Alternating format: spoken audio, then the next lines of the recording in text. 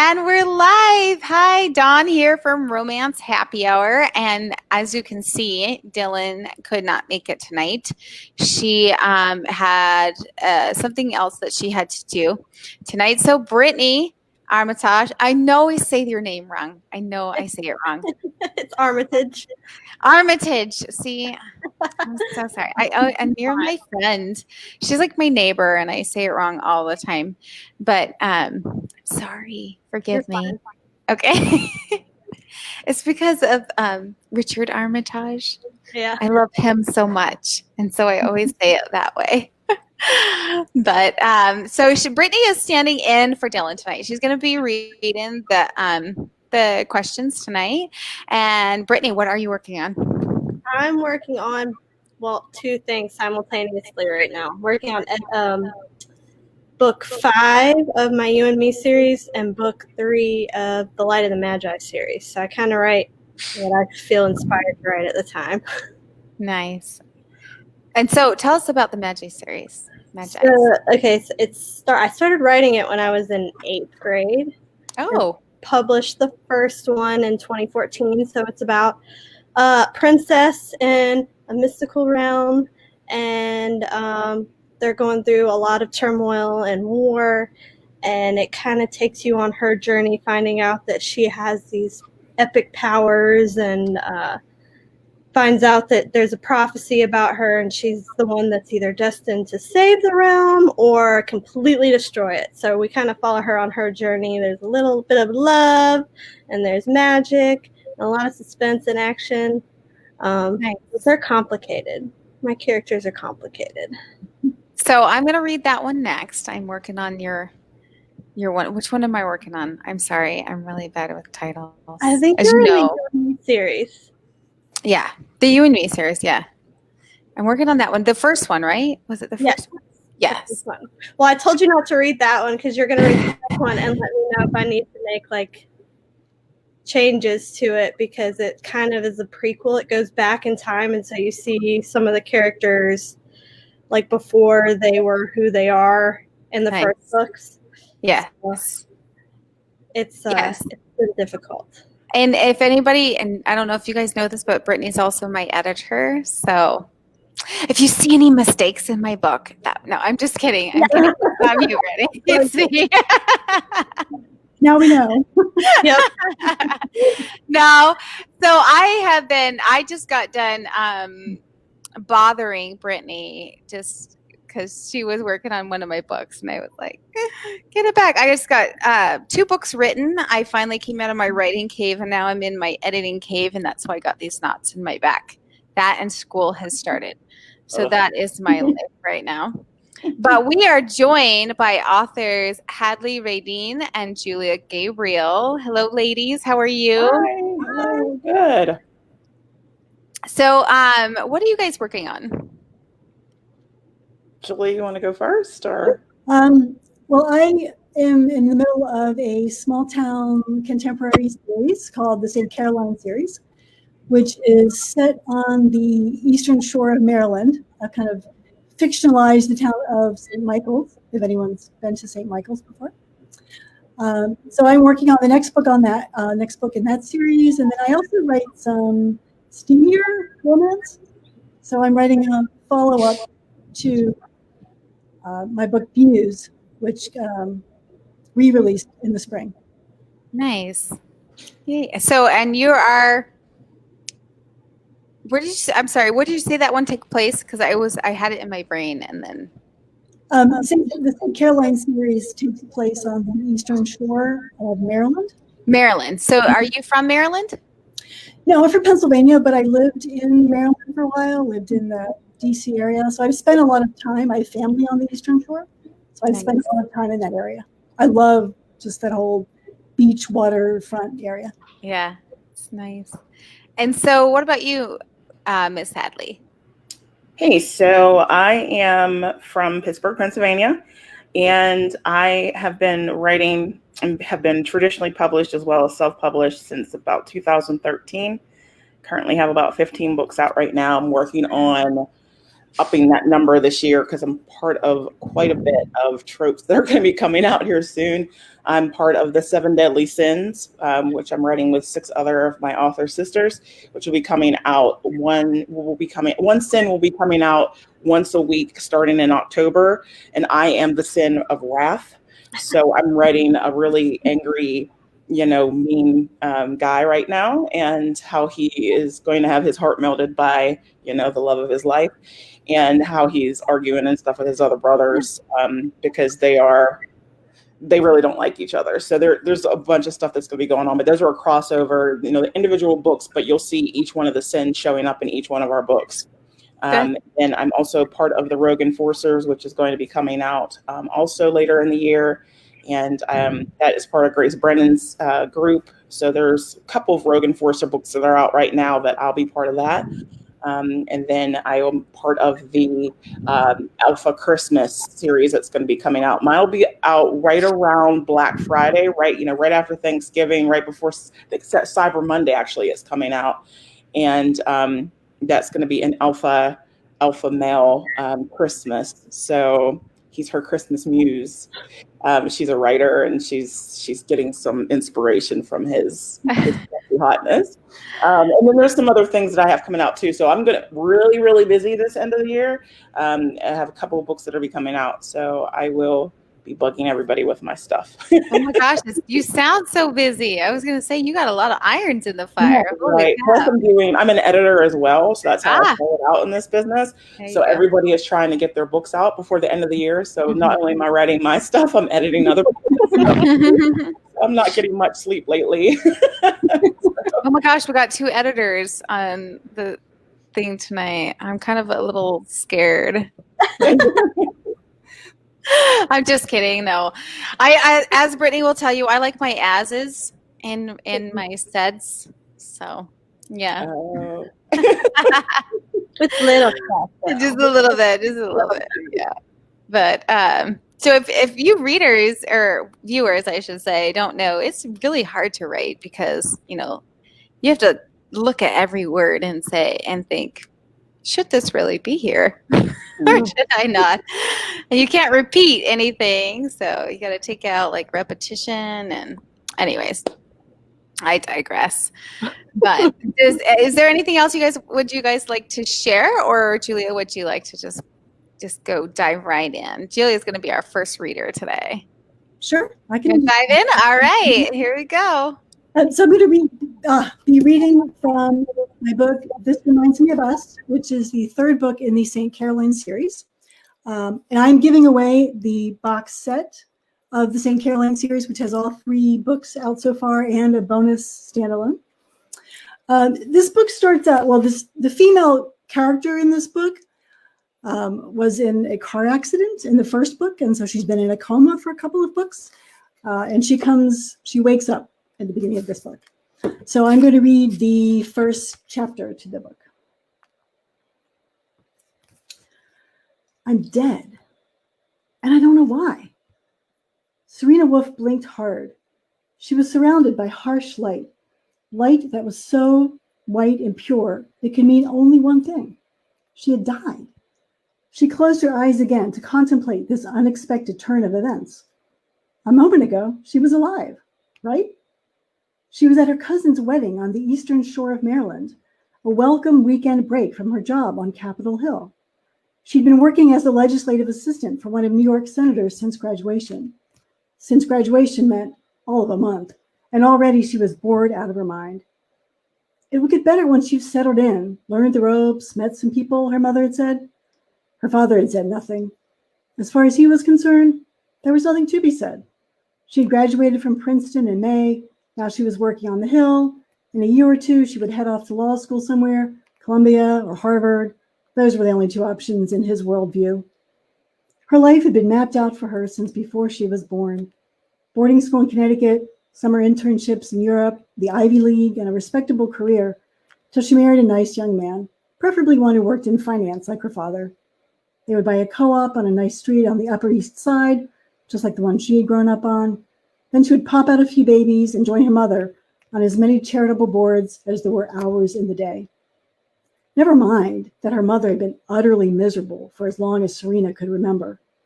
Her father was happier, but only because he distracted himself with alcohol and affairs, not necessarily in that order.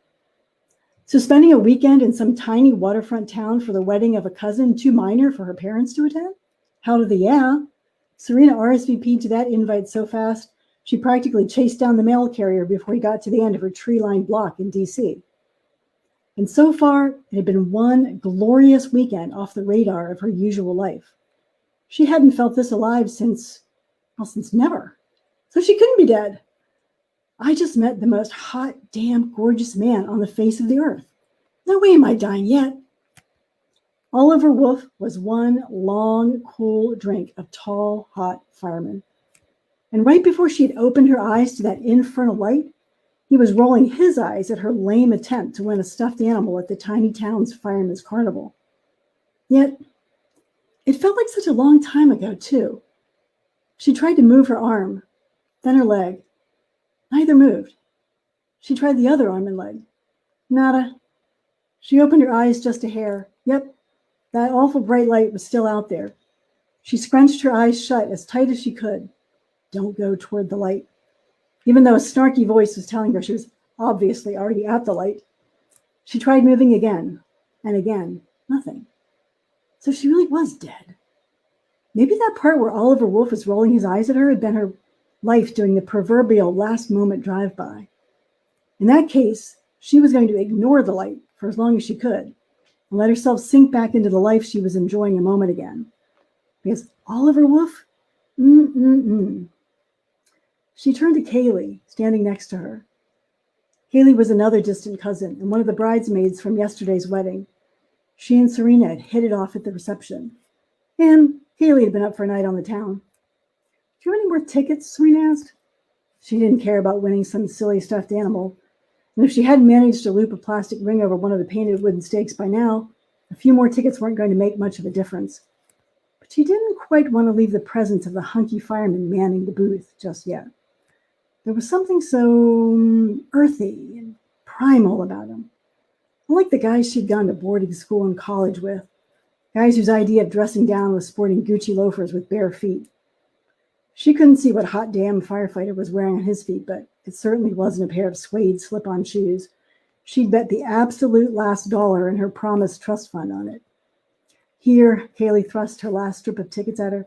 This is how gambling problems start. Serena was in a betting mood tonight, though. She peeled off 3 tickets. Give me 3 more, she said to the firefighter.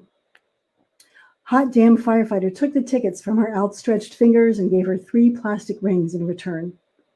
She twirled the rings on her fingers as she stared down the landscape of wooden stakes. Most of them had already rejected her advances. She narrowed her eyes, zeroing in on a target. Wax on, wax off, Kaylee bantered next to her. Oh, hush, I'm not leaving this town without a prize. She flicked her wrist and watched as the first plastic ring sailed over the stakes and bounced onto the grass, just like all the others that had gone before. And her first shot goes wide, Kaylee mimicked a golf announcer's low, ponderous voice. First shot. Then hot damn firefighter pointed to a faded red stake. I would try for that one. Serena coolly lifted one eyebrow at him. You would, eh? Yes, ma'am, I would. She zinged the second ring toward the red stake. It, too, bounced off and onto the ground. She has one more shot, Kaylee murmured. The third ring sailed smoothly over the stakes, but Serena immediately realized she'd put too much spin on it. She'd be lucky if it hit any rings at all before sailing off into the sunset. At the last minute, though, hot damn fireman's hand rose up and gently bumped the ring. It fell neatly onto the red stake. He looked across at Serena and winked. You didn't see that, he said. But I get to pick the prize. He turned to the pegboard behind him and scanned the colorful array of stuffed animals.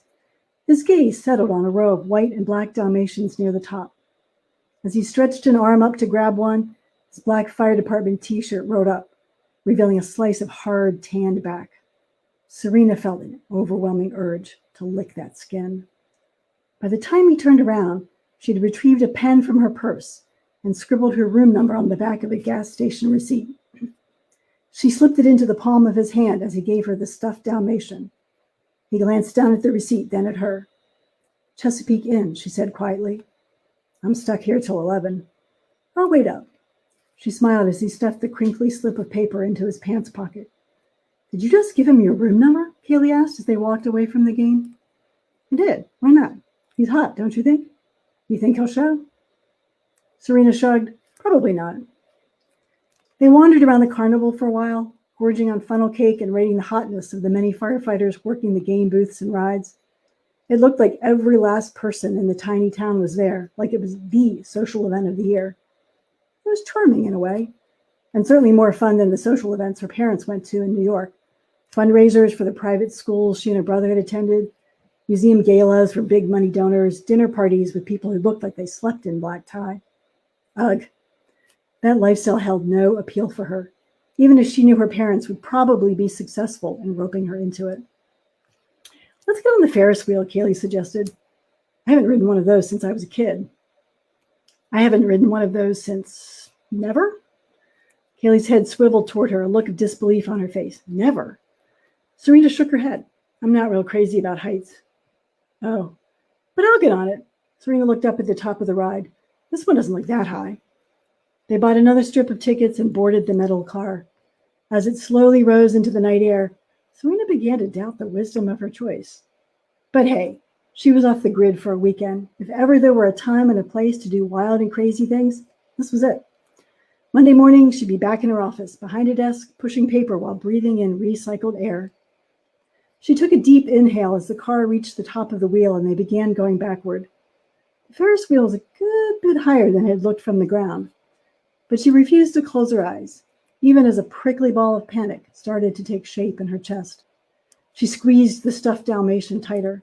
She could handle this. Besides, it was for a good cause. The carnival was raising money for something. The fire department, probably. As they rounded the wheel a third time, the ride slowed and they stopped at the very top. The car swung gently back and forth. It was quieter up here.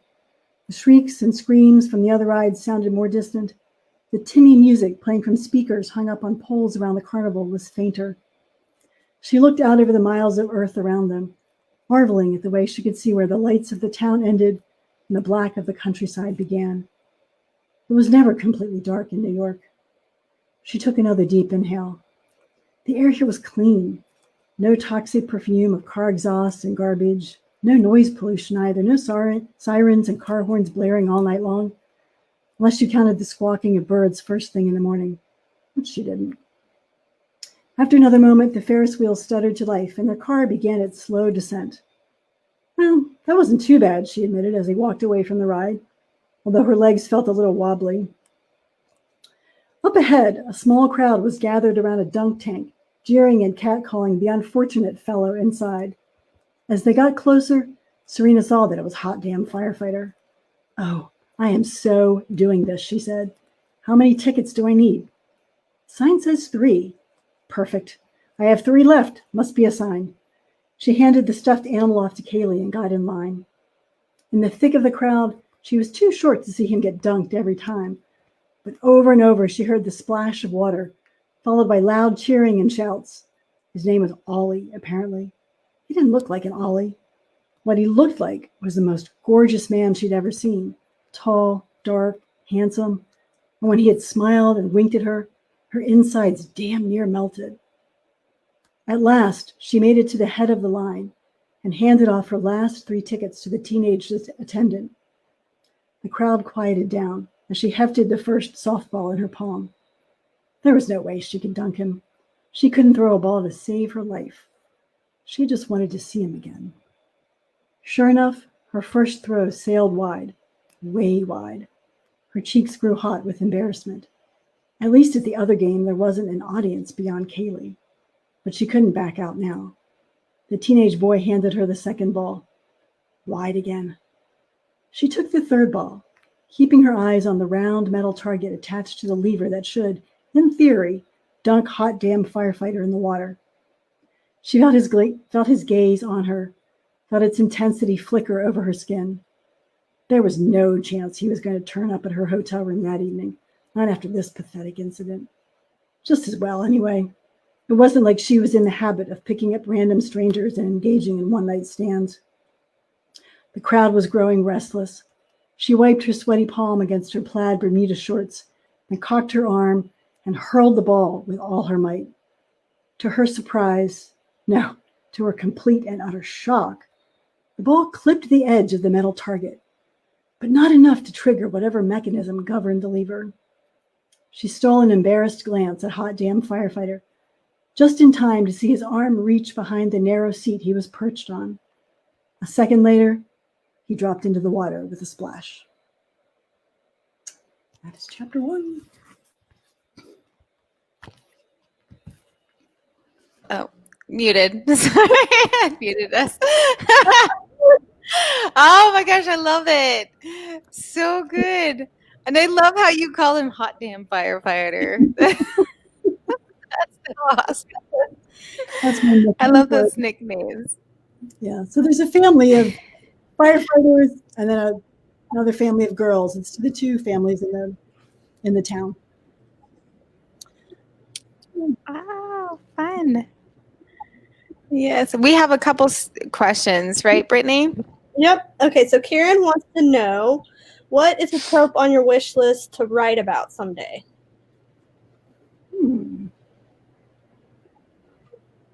Make everybody think tonight. And Hadley, though, you can answer. I'm sorry. This What too, was the trope? What was the question again? Yeah, what's a trope on your wish list to write about someday? Actually, I'm doing it coming up here soon, just because usually I write contemporary romance, and I will be writing more paranormal coming up here, and that is not in my wheelhouse. And I have a couple of books that are paranormal that'll be coming out. So I did go out of my comfort zone a little bit about 2 years ago and wrote a female motorcycle club that was part of that trope. Ooh. So that was different for me too, because I don't like motorcycles. So to do that was interesting. So those are two things, like MC and paranormal, I would say. And Julia?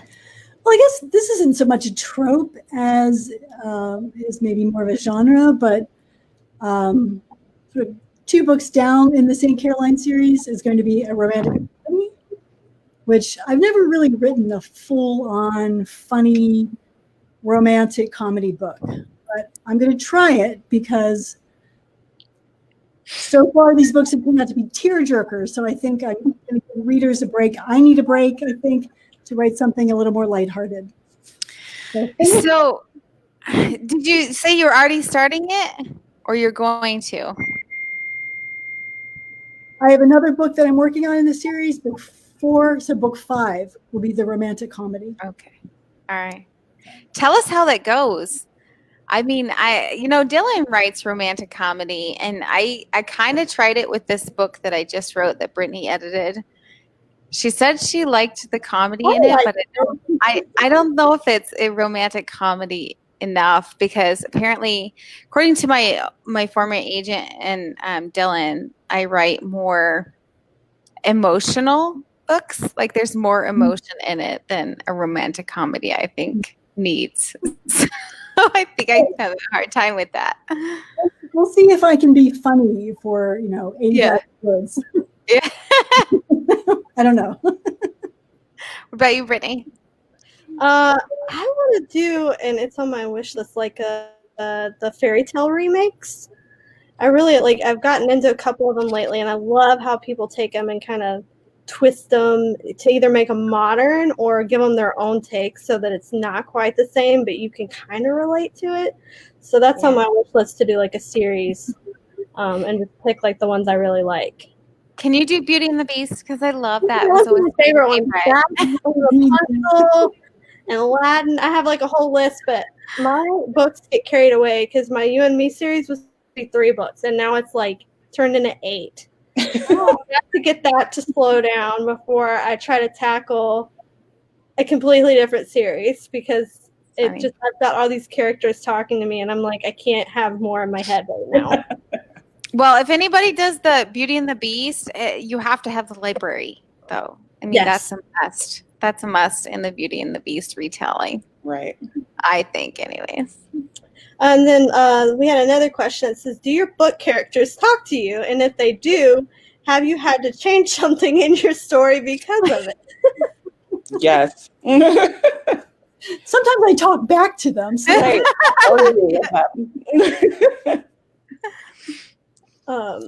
And then yeah, they tend to go off in their own directions. Yeah. all the time. Yeah. One time I was walking with my husband and I was like, oh my God, my character did this and this and this and this and this, or said this. And he was like, you mean you made him say that? I'm like, no. He did that shit all on his own. I didn't make him do that. He did it. We are not responsible. No, and it's like you have an idea, and then your characters are like, nope, we're going to do something different. We're going to screw the whole plot up, and you have to rewrite everything. Yes, Right. yes. Which goes to another question, I think, down the line. So let's keep going.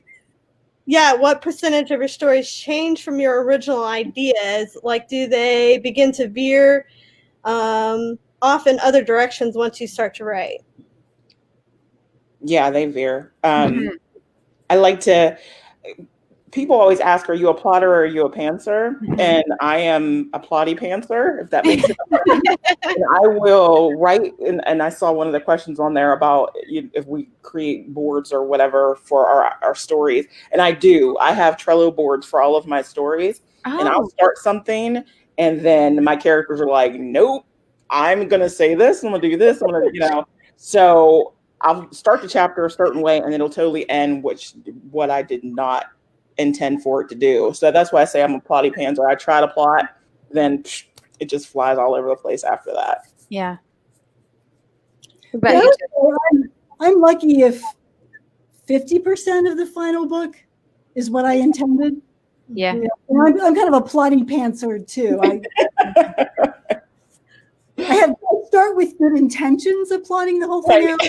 And it goes off the rails at like chapter 4. But I feel like too, like the end result is always better than what you originally plotted in the first place anyways. You're like, that sucked anyways. So at least for me, like the one that I just finished, the end result I liked way better than what I had told my agent how I was going to end it. So yeah, or my former agent, and then Brittany. Yes, my characters have minds of their own. That's why I'm having so much trouble with the book that I'm writing now, because it was never intended for them to have this story. And I was writing book 3, and they just came out and said some stuff, and I'm like, okay, well, that's going to complicate things. So yeah, I'm trying to get that in, and this book was never intended to be a book. I was going to just kind of do flashbacks, and I'm like, this story's way too complicated for a flashback. It needs like a whole book, or book 5 is going to be like this thick, and people are going to get bored. So yeah, I loosely plot like general ideas, but I gave up plotting a long time ago because I feel like it's just a waste of time now, because they get their own ideas.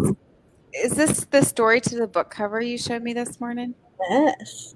I can't wait to read it. Yay! Yeah, I like this because it's a bunch of military guys. So I love military guys. I know, right? So in the other books, it's kind of like they're out of the military and they're doing something different now. So it's different to like go back and regress the characters in a way, because a lot of them have grown because of things they've gone through. So that's hard, trying to like go back and see like what changed them into who they are now and get them back to where they were before.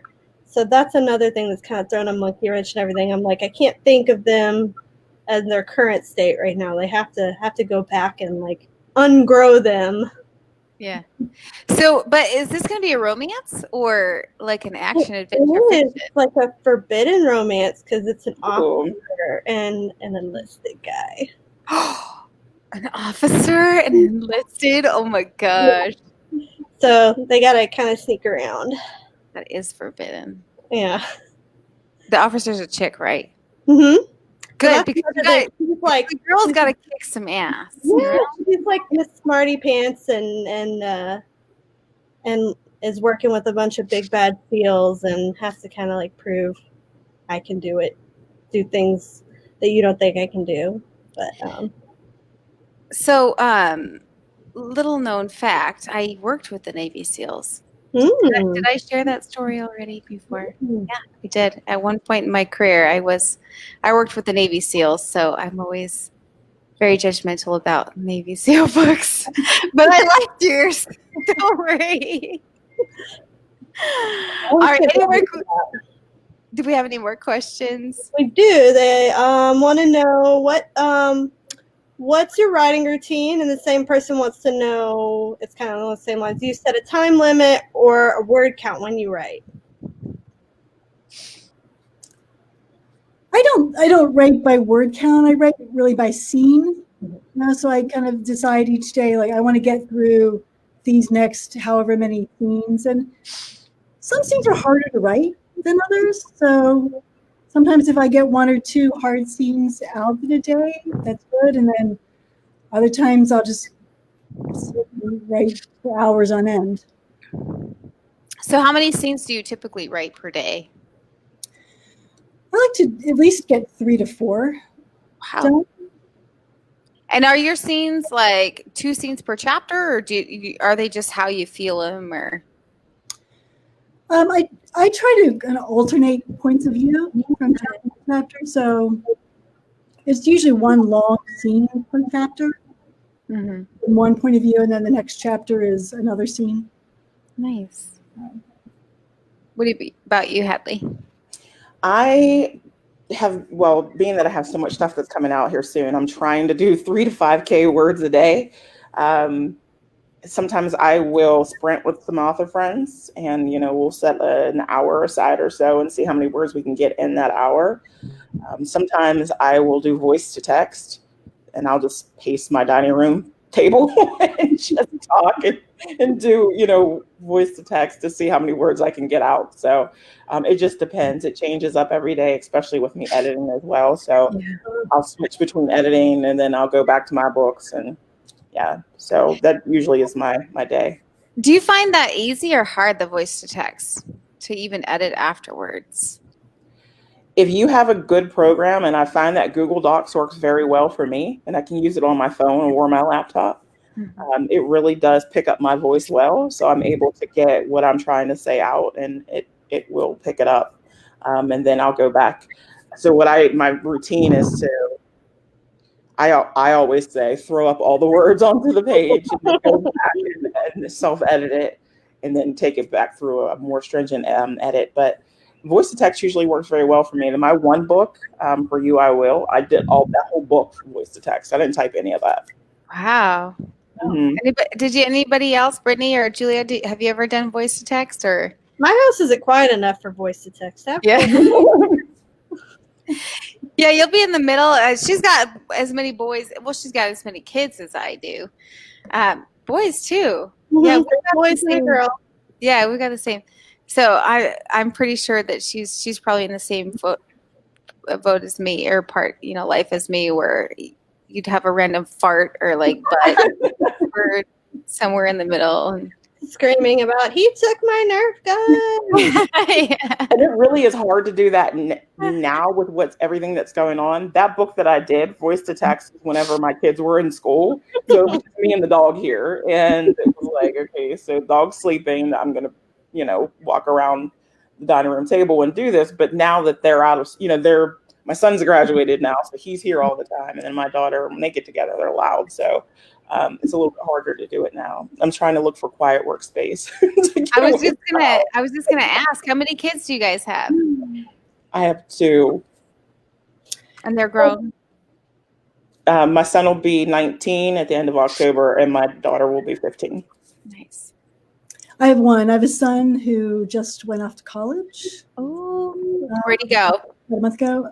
Rochester Institute of Technology. Oh, nice. New York. Nice. Is New York open? Like, did he have any delays or anything? No, they actually moved up this semester. Oh, wow. So they're going to send everybody home at Thanksgiving, and they'll do their finals from home online. But New York is mostly opened up. Like restaurants and things are open out there, and like his classes are still mostly online. And the reason I ask is because my son is also about to go to college. His semester got pushed back, so he was supposed to start. He should be there now, but they pushed it back to the beginning of November. Oh, wow. And he's going to the American Dramatic and Musical Academy, which is also in New York. Cool. So I got him up there, and I was like real scared because I know that they had a whole bunch of stuff going on in New York. So that's why I asked the question. But he's going to be in Manhattan, so I'm like, yeah. Is he living on campus, or is he renting someplace down? I mean, though He's living New on York campus. scares me. I'm just gonna be honest. I'm a And I'm country just like, girl. Yeah. He's gonna be staying on campus, and he really hasn't been away from home and in a big city. Like he really hasn't even been downtown Pittsburgh. And I was trying to get him to go to college in Pittsburgh, to Point Park, because that's where I went. And he was like, "No, Mom, go to Manhattan, do it again." So I'm like, "Oh, here we go." I did the RWA Nationals when they were there in New York, and I brought my daughter with me, and it was just two girls, two blonde girls, and my she's 14, so she's scrappy, but whenever we would go out on the street, she's like, "Okay, we're going out. I'm gonna get my jabbing pen," because they told us, you can't even have like pepper spray. You have to have like a permit to have pepper spray in New York City. So she had a jabbing pen, and she was gonna get their DNA, and like, so she would like loop arms with me, and she would hug me. She's like, "Mom, you got to look like all New Yorkers. Like the trick is to look like a New Yorker." So she had this resting bitch face the entire time we're out. She's like, and she had just had this face, this New York face, she called it, and her jabbing pen. Like so that's funny. But all right, well, Hadley, we should get to you. Let's hear your amazing book. So I'm gonna pop you up there, and then we're ready for you. Okay, cool. So hey, everybody. I am going to be reading from my latest book that came out in June. It's called, let's see if we can get up here. It's Always Been You. And this book is about a couple that met whenever they were younger as teenagers. And I'm going to read some of that part of them whenever they were teenagers. And then it spans over 15 years after that, whenever they meet back up, because they find themselves having to work again together. She works for his father and is his house manager, runs his ranch and everything. And his son, Rhett, who is kind of spoiled, kind of doesn't get along with his dad. He stays away. He blames his dad for a lot of stuff in life. He doesn't get along with them. But he finds himself coming back home after 15 years. And when he comes back, this girl that he met as a teenager is still there. So I'm going to read a little bit from when they first met as teenagers, and then I'm going to skip forward to whenever they reconnect 15 years later. And then he asks her out for dinner, and it's going to be the day after they go out for dinner. So this is when they first meet around Christmas time. And they also connect because they've experienced a loss in their life. So he's lost his mother and she's lost her mother. So they kind of bond over that as teenagers. I'm going to turn my camera off because I don't like when people look in my face whenever I'm reading. So you'll see a picture of me, but you'll hear my voice.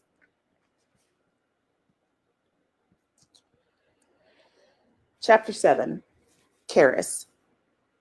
I peek from behind a potted plant, relieved when I see Marcus goes back inside the house.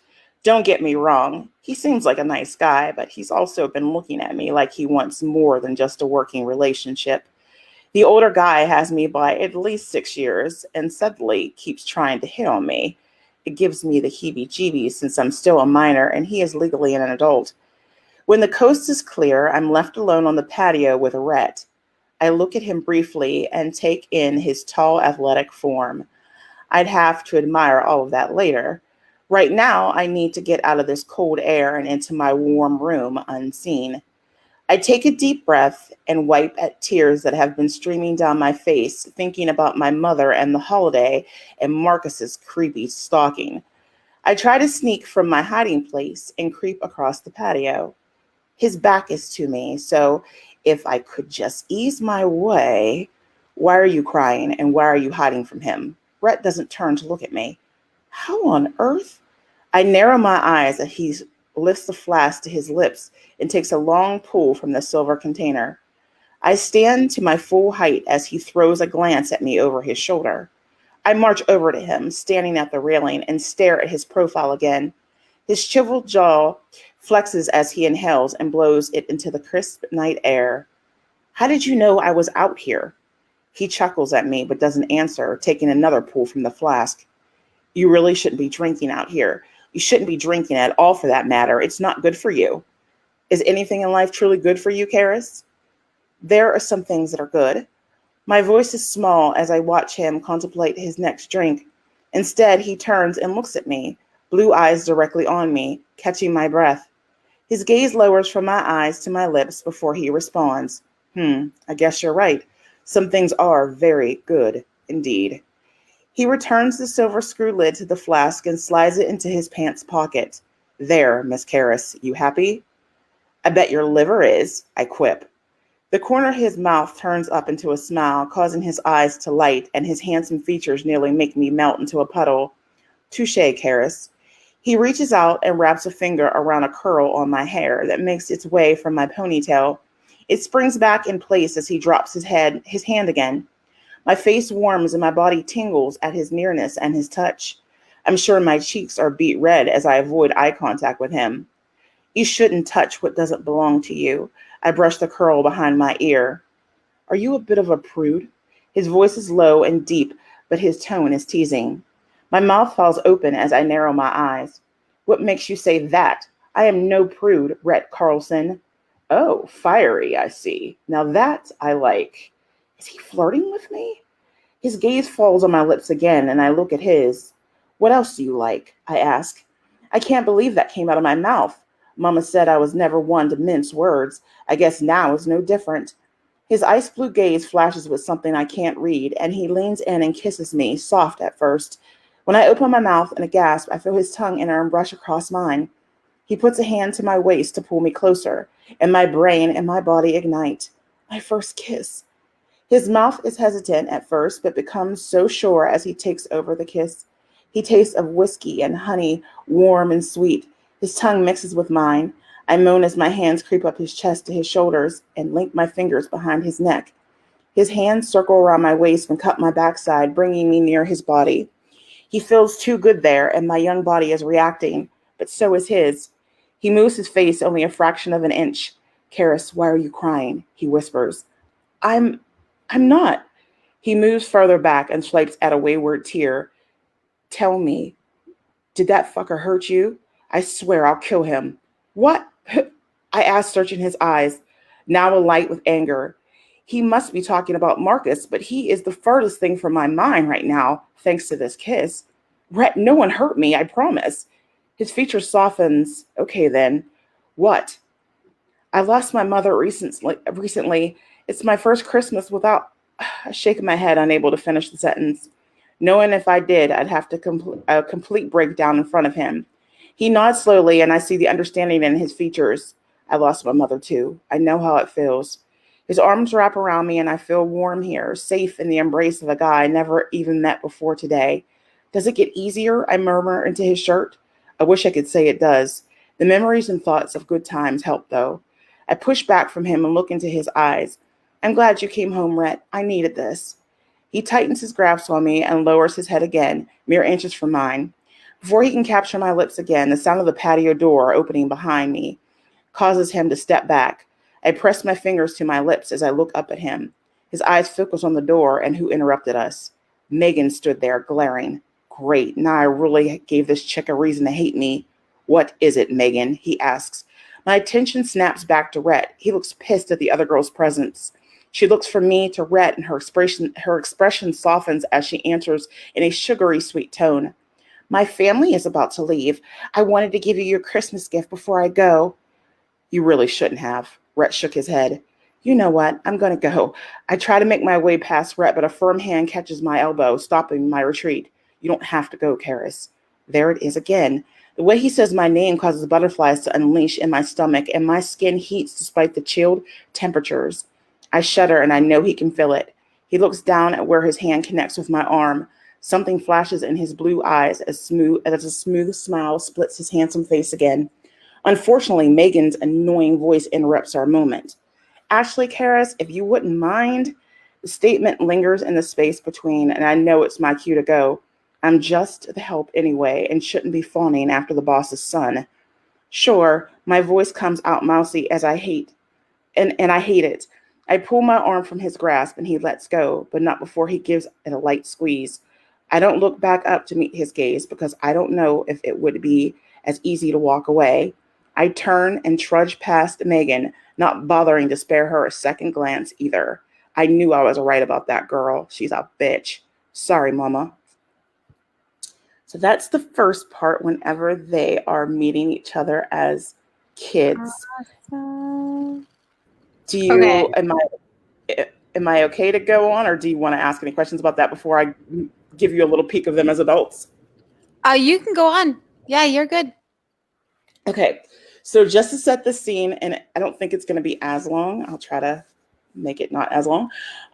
This is once he comes back. This is, I believe, 15 years later. In that scene, they were 17 and 15. In this scene, they are 32 and 30. And he asked her out to dinner. And this is the morning after they get back from their date. And his dad is kind of teasing them because he knows that they have feelings for each other. So this is from Karras's point of view again. I can feel his heated gaze on me as his father and I share the personal memory regarding his late mother. Something about the intimacy of it draws me to him even more than the moment we shared last night. The attraction to him is not just physical, but emotional. My body still hums with thoughts of his hands on my body, building a small inferno in my gut, dampening my panties. I tossed and turned half the night wanting him next to me in that vacant spot to fill that need over and over until I had to take matters into my own hands, or should I say fingers. I worked myself into a frenzy thinking about his hard lines and muscles moving in and out of my need. The thought of it causes me to flush even now. Everything about this man makes me lose my sense of reason, but there are no real reasons why he can't be the one to help me heat the sheets. I know he's had no trouble doing it. I still glance at him as Mr. Carlson changes topics and starts talking about work matters, but Rhett isn't paying any more attention to his father than I am. Those ice blue eyes are looking right at me, and he raises a brow over his coffee mug as if he knows what sexy thoughts I have him parade in my head. I am doing well staving off his advances because the one reason I can't give into what I need is sitting at the table with us. How in the world would I look to Andrew hooking up with his son on the first date? Instead, I smile thinking about the work I put in with my fingers and the jackrabbit vibrator hiding in my bedside table. I'm surprised I didn't awaken the whole damn house while panting and moaning his name. Is it a good joke? The low rumble of his tone jolts me out of my juicy thoughts, startling me. What are you talking about? I ask, avoiding his stare. I busy myself continuing to write in my notebook. I'm just doing the weekly supply order for your father. I look at Mr. Carlson to continue whatever he is saying and save me from this inquisition. I see the mischievous look in his son's eyes, but when I look to his father for help, the same mischief and amusement glint in his eyes too. Oh, son of a bitch. What is so funny? Rhett asked again. I see you smiling.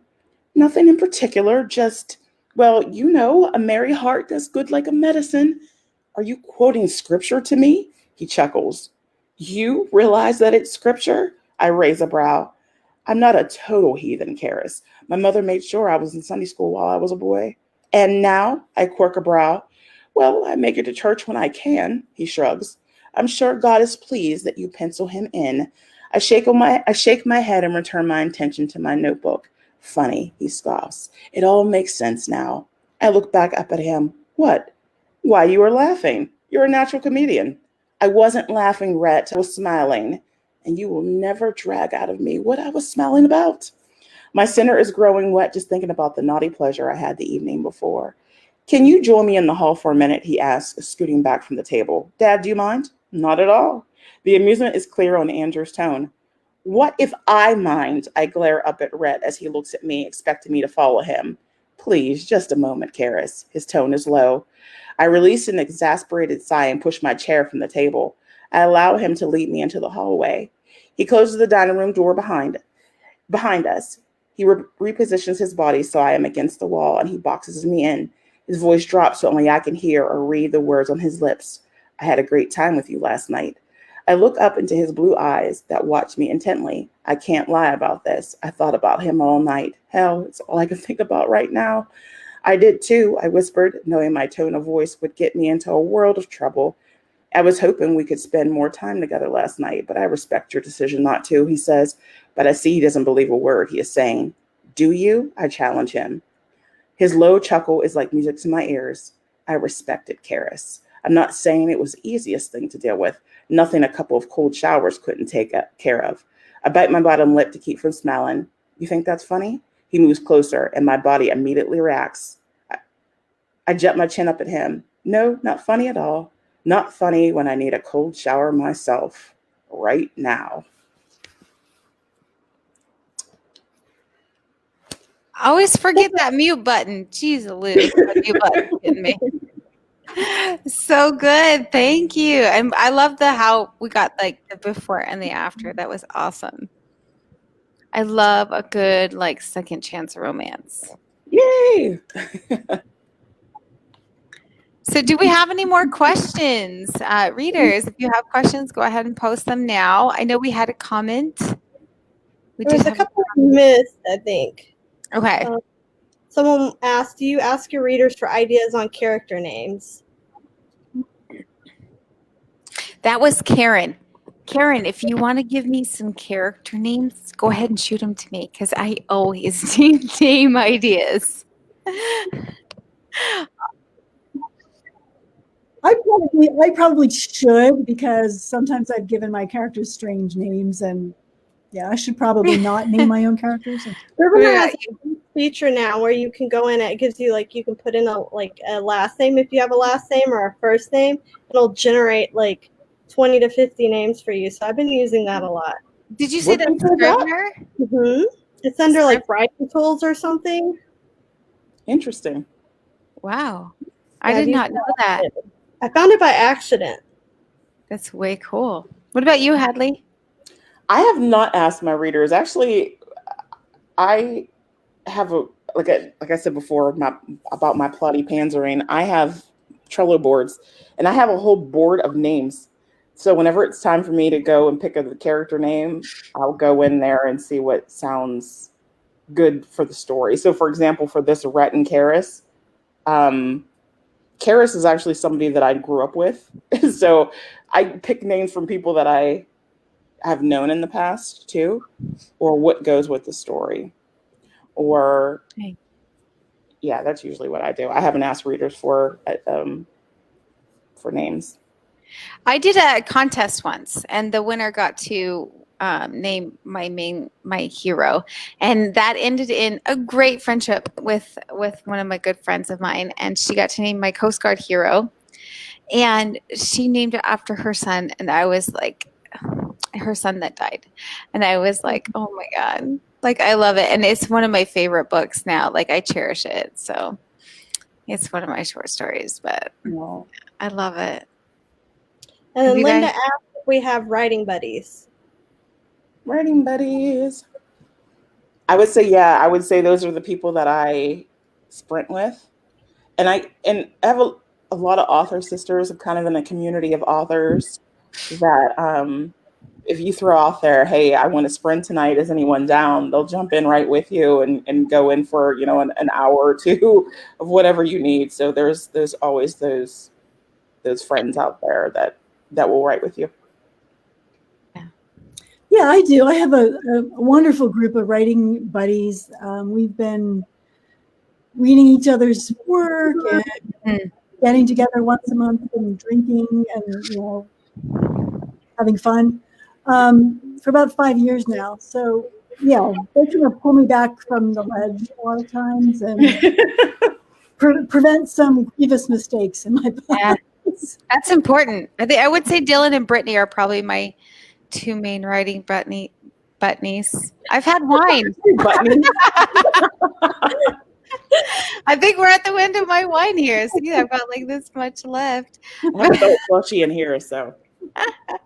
Yeah, Dawn's my writing buddy, and then I have another one I met in the Level Up group. Yeah.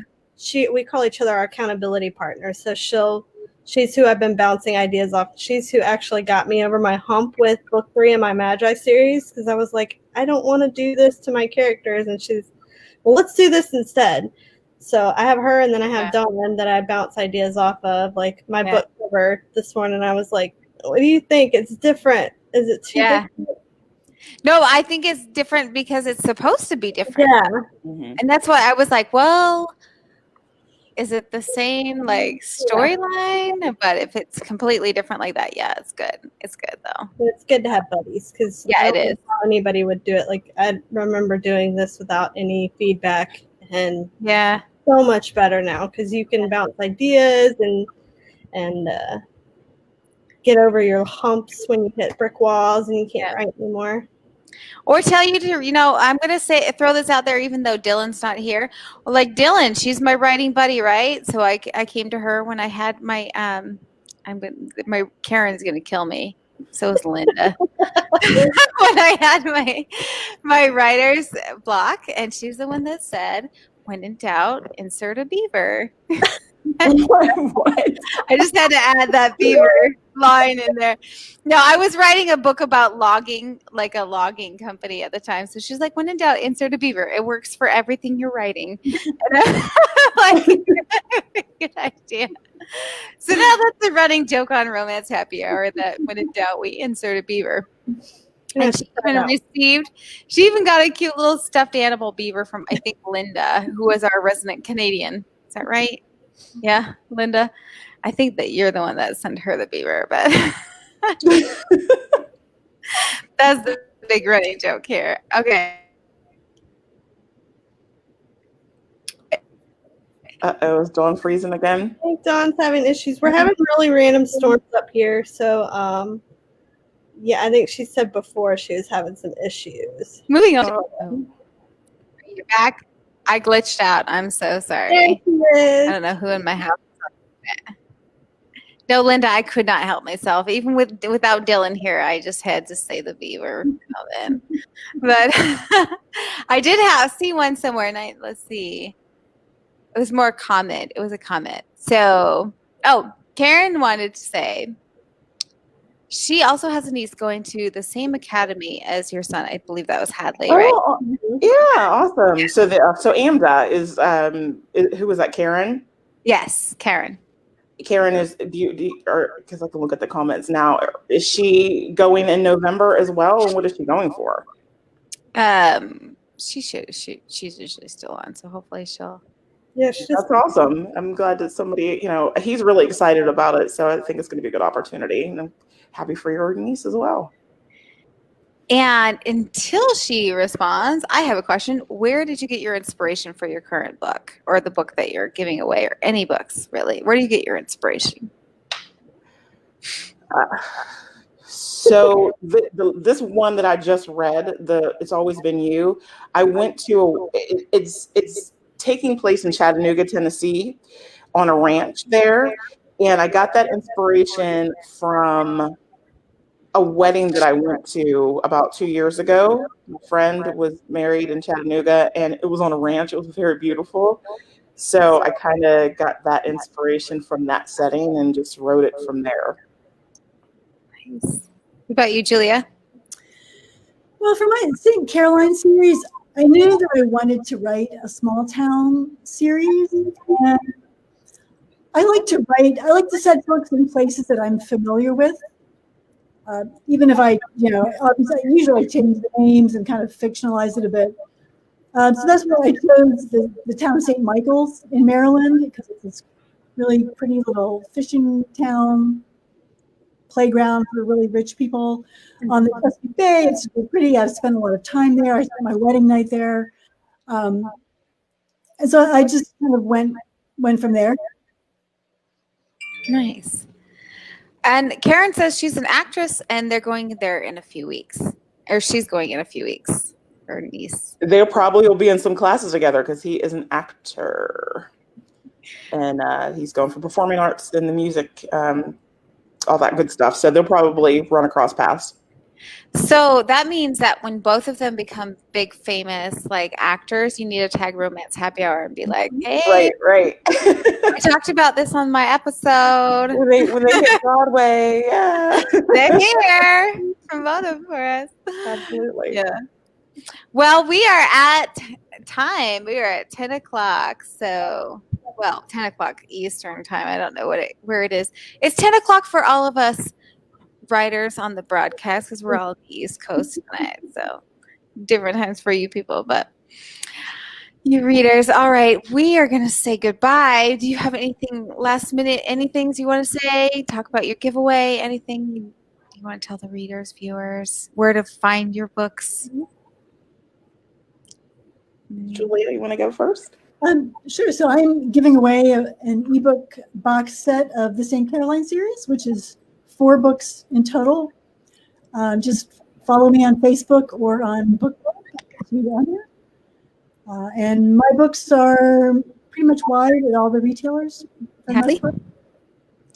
Yep. So I'm giving away a couple of my ebooks. So anything from my catalog, if it's something of interest, or if it's the book that I read tonight, if you would like a copy of that, I'm giving that away. Just looking for people to sign up for newsletter as well as book club.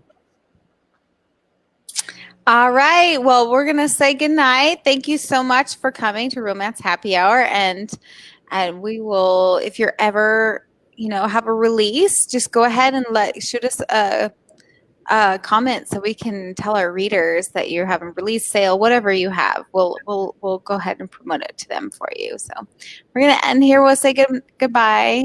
See you later. Bye.